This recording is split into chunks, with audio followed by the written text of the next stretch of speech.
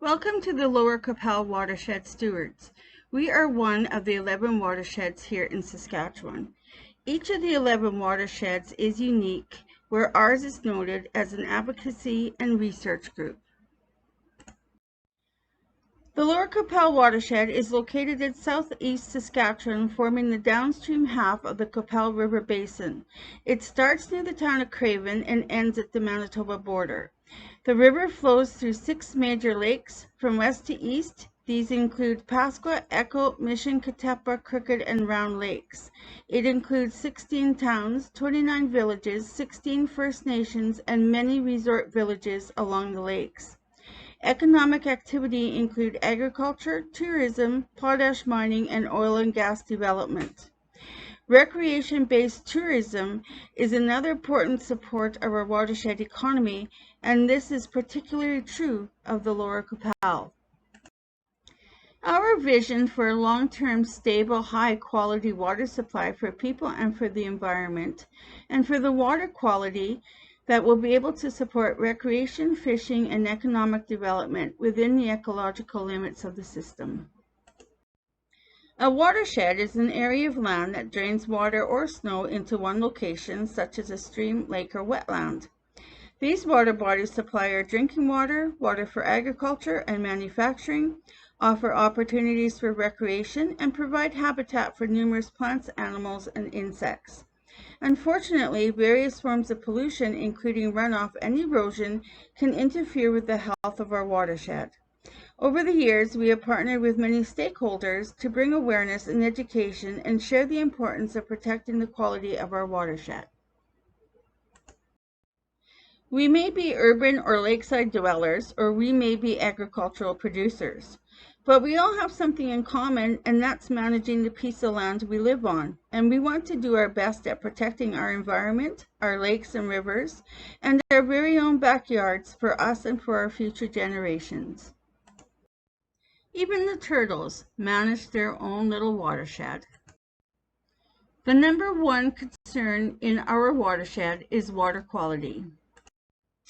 Here in our watershed, water is used for many purposes, including environmental needs for the flora and fauna of the watershed, and the many human needs, including source water, recreation, industry, and agriculture.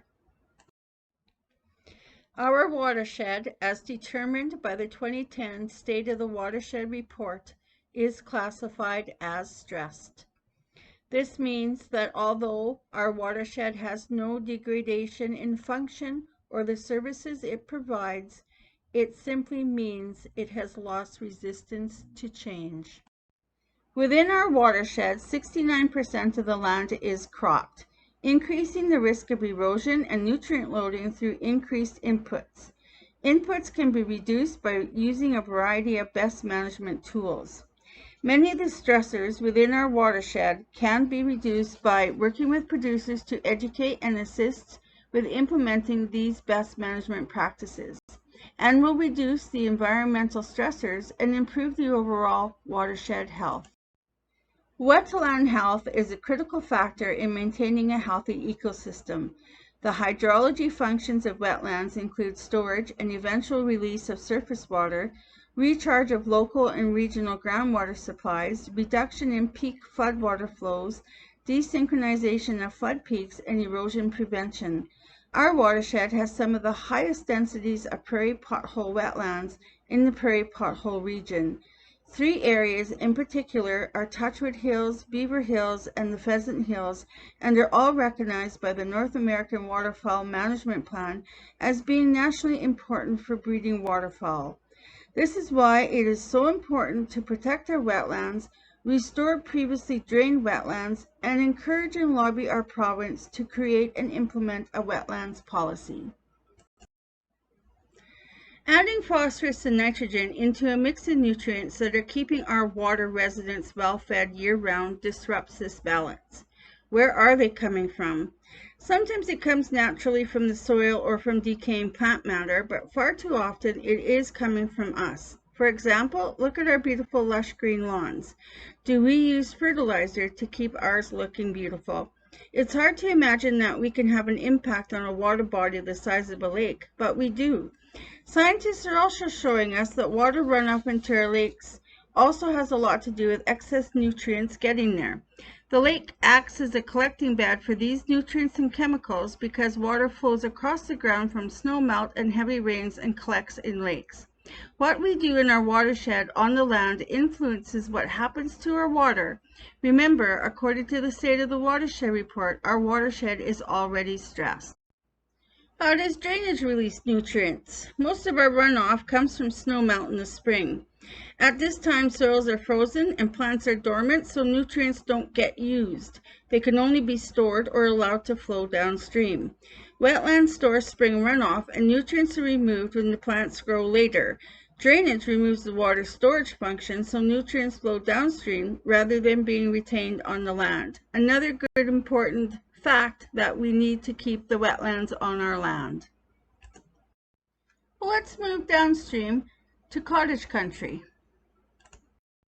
We continue to raise awareness on the use of fertilizer on our lawns, the importance of removing railway ties used as retaining walls, and many of us have returned part of our shores back to a natural environment. And yes, we have planted hundreds of trees. Almost every resident in the district of Qu'Appelle received a Qu'Appelle popular tree. We have also planted trees at Echo Provincial Park, the Echo Lake Bible Camp, and Star Blanket First Nations.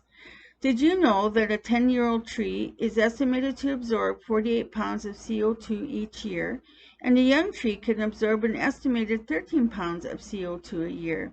Imagine what a whole bunch of young trees could do. Many of us have heard of the Love Your Lakes program. This program is a stewardship program that helps communities to ensure the health of their water, but most of all, this project raises awareness on healthy waterfront living. Projects like the Love Your Lake program wouldn't be possible without our partners driving the force. Why? Because many of you want to be more environmentally aware and ensure that our lakes, used for our recreational purposes, are going to improve over time for us and for our future generations. Our most valuable partners is that of our volunteers. Without our volunteers, projects like that and others wouldn't be possible.